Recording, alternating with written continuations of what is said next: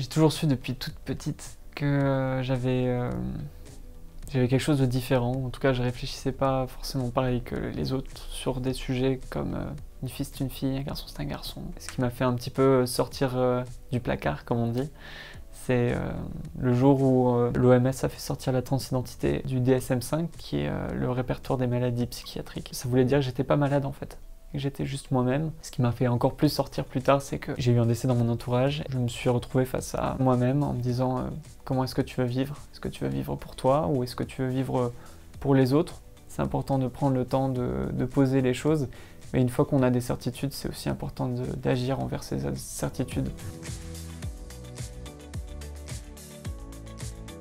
La situation des personnes trans, on pense souvent que c'est une démarche personnelle et que ça doit rester personnel, sauf que une transition, si on la fait, c'est parce qu'on veut être considéré en tant que tel aux yeux des autres. Et je pense que c'est important aussi que on soit accepté pour ce qu'on est, respecté, mais aussi reconnu. C'est la reconnaissance qu'on a besoin. On m'a toujours dit, mais comment tu vas faire pour retrouver un travail? Comment tu vas faire pour avoir des relations amoureuses? Comment tu vas faire pour réussir dans la vie?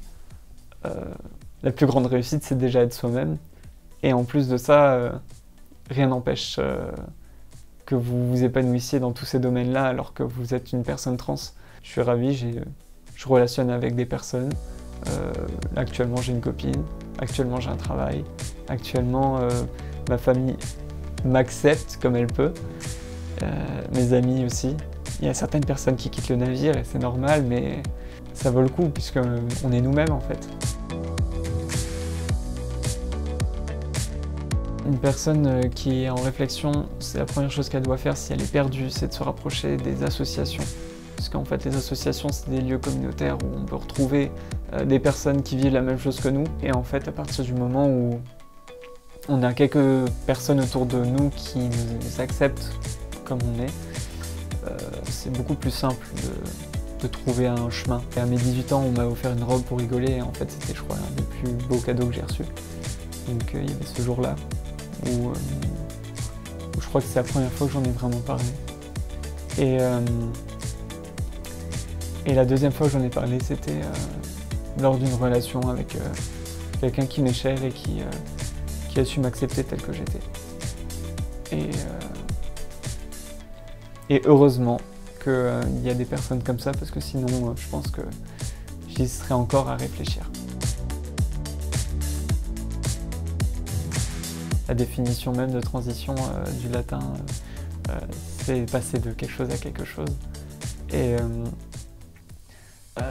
dans le cadre de la transidentité de genre, on passe d'un genre à l'autre. Et pour mon cas, par exemple, c'est passer de genre d'homme à la naissance à genre de femme souhaitée. C'était très compliqué pour moi avant la transition de simplement acheter quelque chose qui pouvait être identifié comme pour des personnes féminines. J'ai dû me réapproprier mon corps, réapproprier mes droits. J'ai eu envie de chercher ce qui me plaisait, et pas que dans un seul rayon, que ce soit dans les vêtements ou que ce soit dans les passions. C'était important pour moi, à ce moment-là, de